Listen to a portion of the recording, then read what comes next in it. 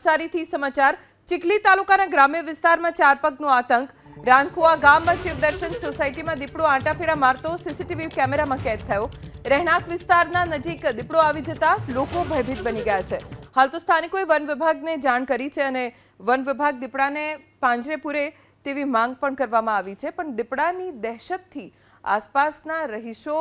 ભયભીત બની ગયા છે રાત્રે બહાર નીકળતા ડર લાગે છે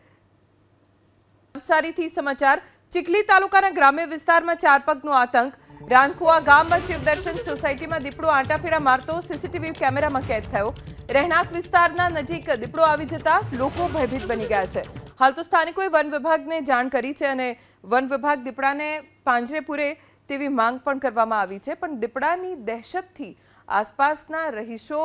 ભયભીત બની ગયા છે રાત્રે બહાર નીકળતા ડર લાગે છે